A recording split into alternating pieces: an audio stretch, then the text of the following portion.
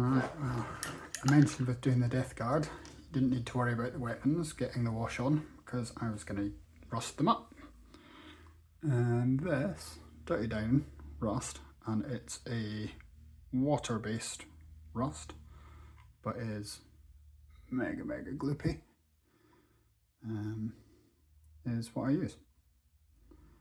So you can see just from pulling that out on the ferrule on the paintbrush, apart from the fact I'll have knackered the brush, the sort of colour you get off it, and it is just a case of load it on there, and the more you put on, the sort of darker effect you get, but it dries in quite an interesting way when it dries, that you get a sort of fairly different set of colours can come out of it. So it does that just somewhat organically because of the way the paint is. So I am just going to, with my death guard, take everything that is metallic and load it up in this stuff. But what you can then do afterwards is you can either strip it back off again, because when it's still sort of just dried, tends to be, if you get a really wet brush and sort of scrub at it, it lifts it. Or the other approach is, yeah, you let it dry and you let it all set up and be cured on, and then you just get a metallic paint and go over and pick out some edges with the metallic paint, and that gives it that sort of chipped effect. So you can see there I'm just using a wet brush just to lift it off where it's gone, where I don't want it. I mean, the rust is all right on the sort of white armour. It would all naturally run into different places anyway, but just where it's gone in a sort of obvious brushed on way, I'm breaking up those edges with just a wet brush.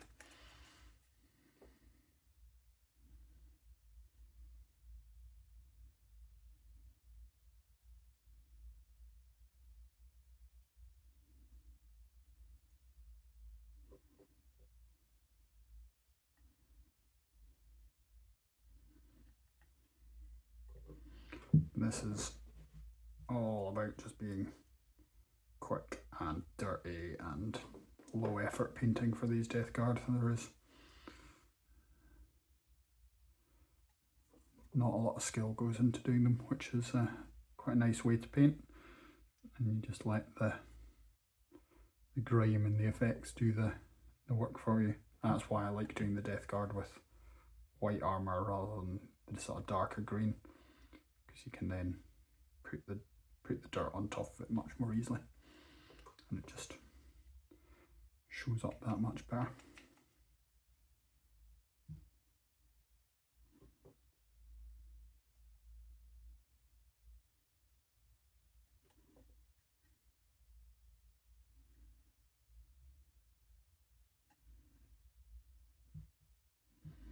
Not going to do it on the tracks because they will be some weathering powders put on those in order to dirty them up. So just the obvious metallics I'm picking out. That eye should probably be done as a lens effect, but I can sort that out after. Just noticed in here I've missed the front of that.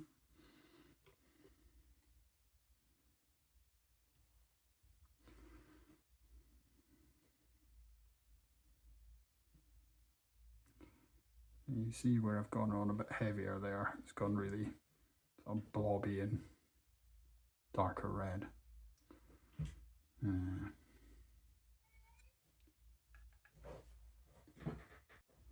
Alright, sorry I got called away for a moment there.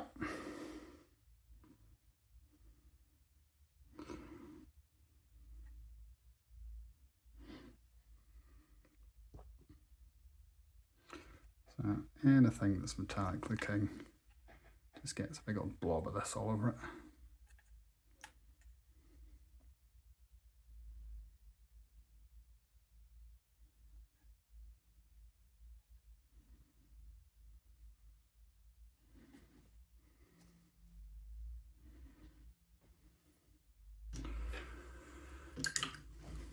And then, as I did before, I'll just try and tidy up the armour with a wet brush.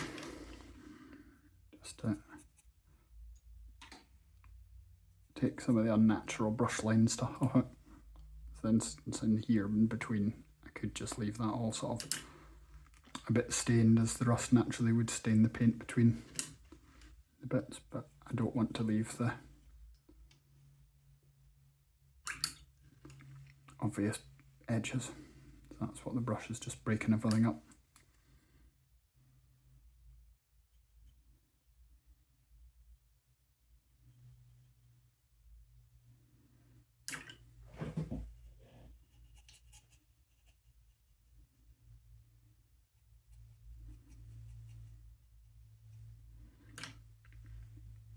Yeah, you can see here I've sort of stripped it off, and I've actually missed the metallics over there completely. But you can strip it back, this one, before it's sort of fully dried and set fairly easily. So if you don't like the way it's looking, not really a big problem just to sort of pull it off, but where I'm going on to a wet bit, you do get a bit of spread.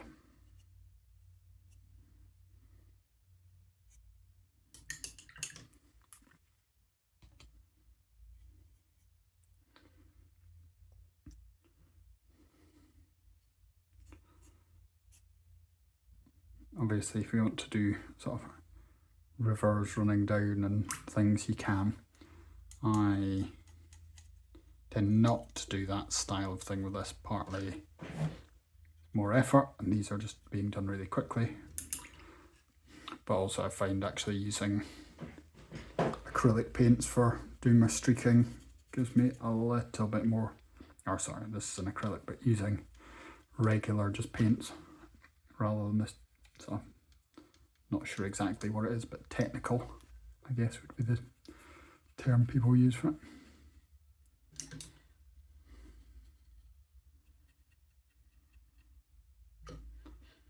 So there, I've lifted it off a bit, left the metal top edge free, but that's fine by me.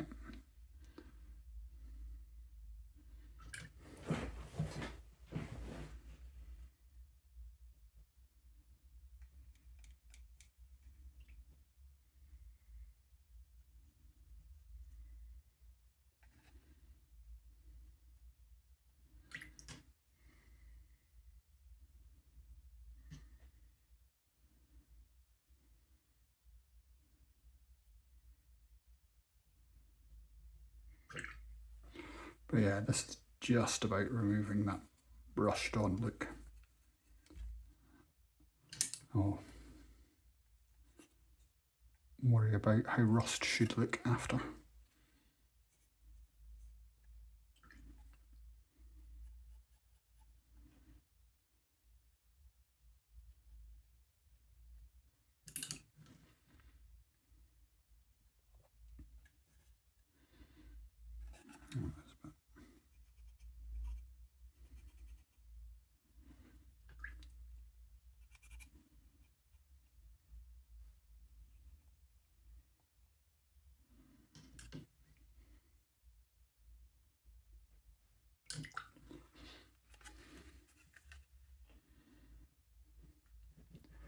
So you can see on the gun where I've done first, it's starting to dry. You can do things like just pulling your finger on the edges to get the metal to come through as well. But if it's fully dried and you can't get that just to lift it off, you could add a little bit of water, or you can just wait and actually just use the metallic paint to go over it.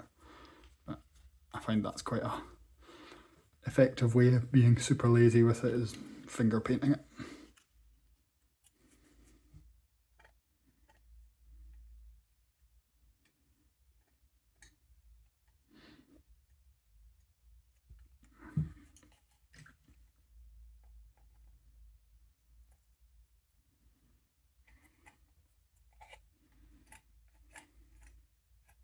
I've stripped off a little bit too much there, but I'll live with it. Just kind of the tips of the spikes, I'm knocking it all off with this. Some of the more exposed bits where I guess you would get bumps and dings and the likes, so you wouldn't get the same pooling of the rust. what you obviously want with rust is a inconsistent finish, so it's got a bit of a textured feel to it.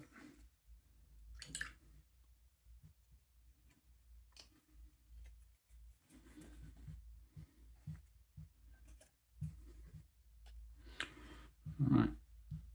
Oh, I just noticed from there where there's no metal near it. And again down there on the fleshy bit.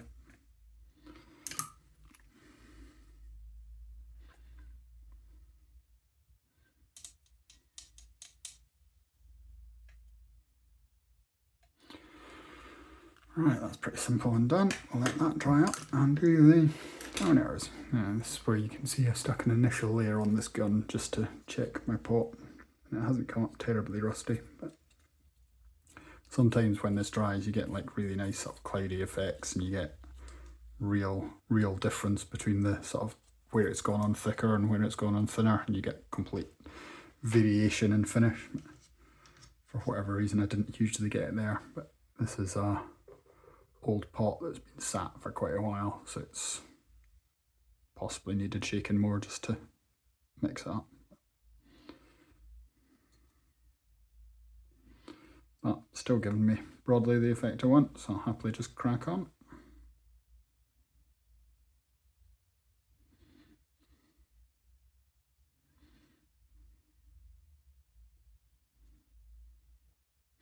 And you might notice these are all, or in fact this one in particular is a bit shiny. I did this one with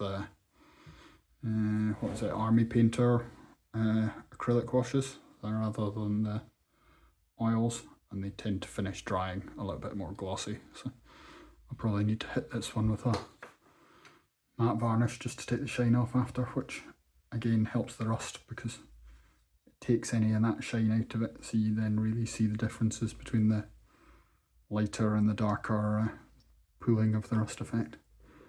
And yeah, because I've got all the sediment down the bottom, if I really dig down into that pot, I'll probably get a slightly different finish coming out of it than if I just take the stuff from higher up.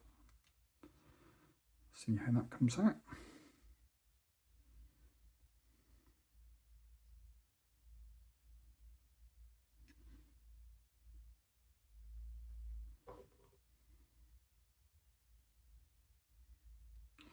Really load it into the crevices there. This exhausty bit, which obviously would be completely manky.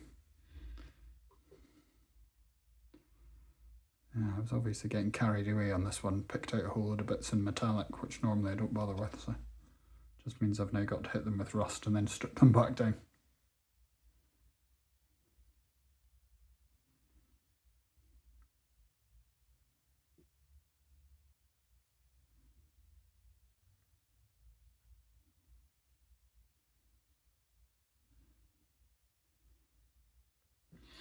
But kind of the fun of doing it on these is even if it goes a bit wrong, all it is just yet more filth onto the model, which, as you saw with the mini tank, I forget what it's called, just using water you can clean it up how you want after, so it's never a massive issue. But as I say, once it does sort of dry down and properly cure, I've never had any issues with it lifting off after that. It's just that kind of initial working time that you get, which lets you play about with it and lift it back off or thin it or just mess around with it however you feel like. Oh, that's gone on very dark, so hopefully when that dries out, often when it's going on a bit darker is when it works really well, you get the good effect out of it. So I'm sort of hopeful that I get a real good rust effect out of that chainmail apron. It's gone. Might have gone a little bit heavy on this in some places, but should lift off fine.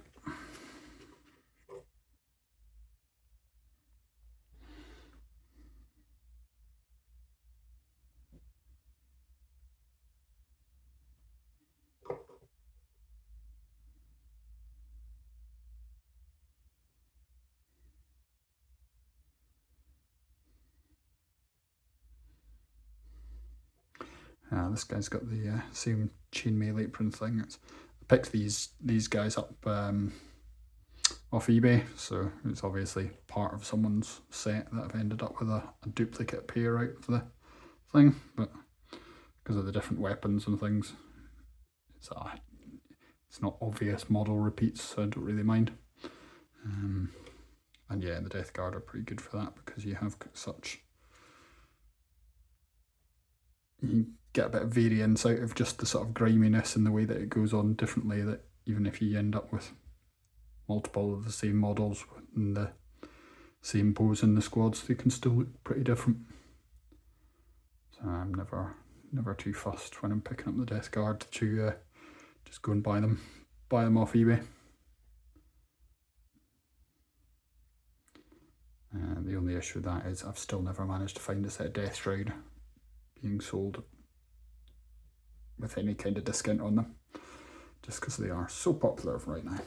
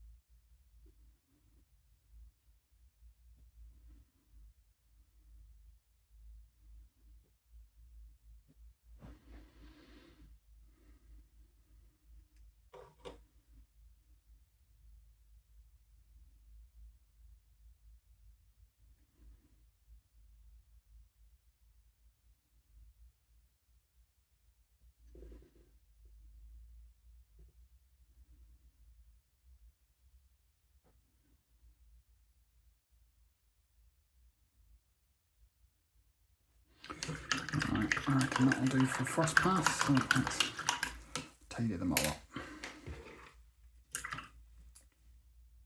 In terms of the brush I'm using to tidy it up, this is just a old knackered, was a very good brush, it was one of the Artisopus ones, but it's very, very old now and just been used to the point of destruction, so perfectly happy just jamming the tip into this any old how in order to lift some paint off.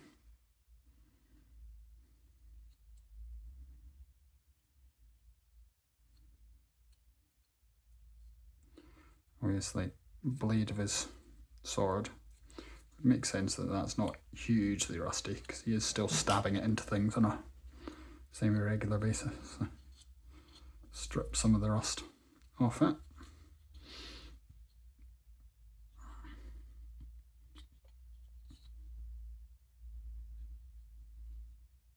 Oh, missed a bit there, but doesn't overly matter, just leave it. For some reason that bit stayed clean. And that had done what I didn't want there, that it had gone all perfectly flat and even. That's obviously not what you're looking for from the effect. You want it to be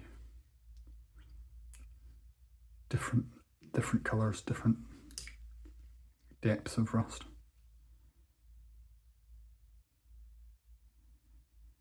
I might have put a little bit too much on here, that I'm ending up with a really yellow, so I might have to take my dirty white back over that just in order to take that slightly unusual colour it's ended up off.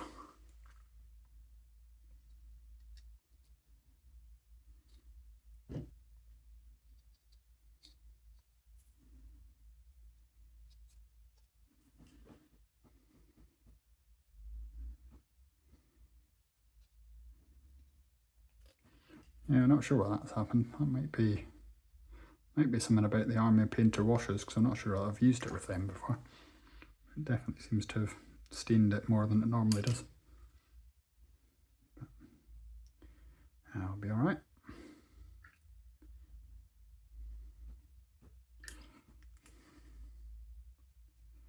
Just Imperial Fist style Death Guard.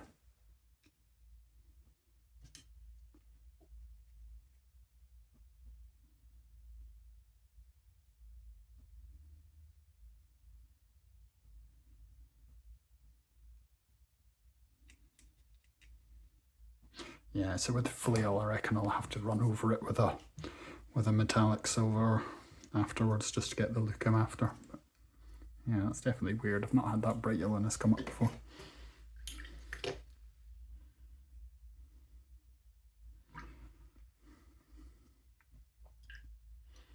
And yeah, these other ones were all done using oils, and I've not really had any of that style effect. So looks like there was something slightly weird going on with the Army Painter interaction with it. There's a little bit of it there as well, actually. Maybe it's just because I let it dry a little bit too long, so it started to set out. But it doesn't seem too much elsewhere. So yeah, it's an odd one, that. Don't know why that's happened. There you go, some proper finger painting.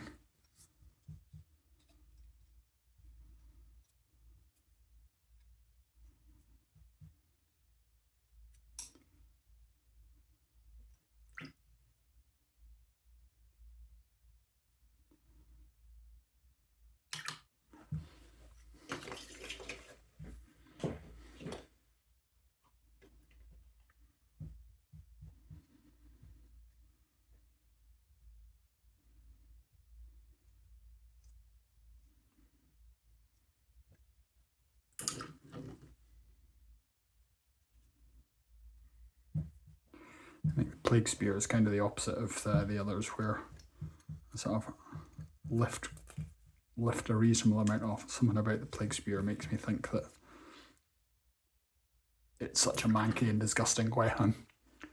Even the Death Guard won't spend a lot of time worrying about what state it's in.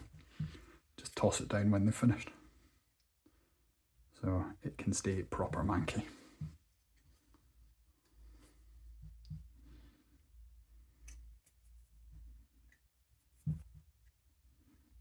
Yeah, finger painted up quite nice actually. This guy's border doesn't look like it's got enough of it.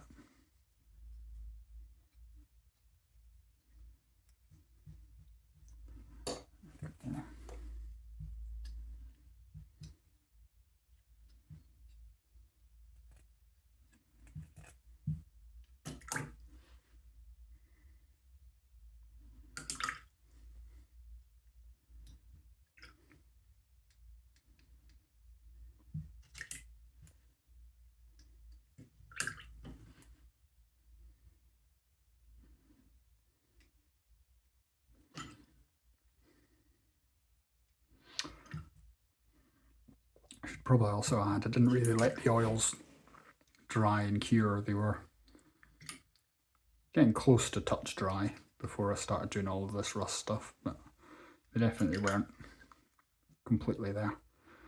So it does mean that I'm possibly pulling off some of the oils as well when I'm doing this. Obviously I'm using water, so the oils don't like mixing with that in the same way. So it usually means you don't get too big an effect, but it's just the absolute laziness that I was going with for this. Just get it done quickly. I didn't even bother waiting for the oils to be dry before slapping on the rust and messing about. Mostly the rust is going on the metallics, so it doesn't have quite the same effect because I'm avoiding putting it where the oils were going.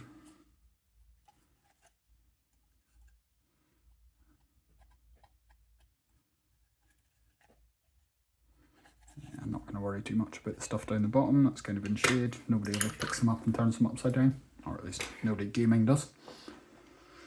Right, I reckon that'll do it. So there we go. 5 Blight Lords and a mini tank thing that I always forget the name of.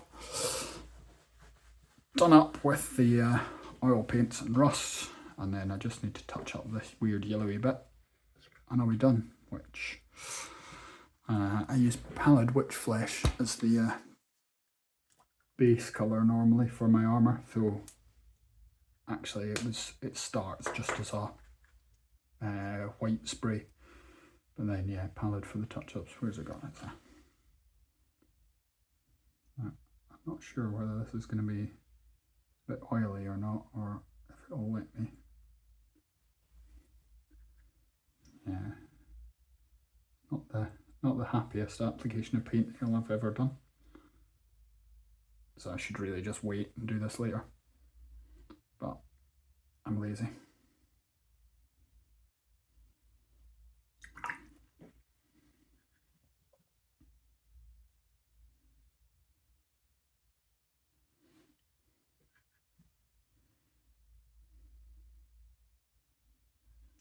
And where I say the shading of the armour was done with oils before, doesn't matter if I do it with acrylics this time. You can see from the, in fact was it this one I think that was done in the acrylics, I forget now, but it's not hugely visibly different in terms of the final finish, so you can just do it interchangeably. That is one of the things I've gotten used to with this army, is like, it doesn't really matter which technique you use, you can get a similar looking finish. So if I don't have the paints I never did this. If I don't have the paints I sort of want available, I can get by without, but it's just different speeds and different applications and processes you need to follow. Right, I reckon that'll do for me for now. I might come back with a little bit of metallics just to go over some of those, but otherwise I'm calling it done.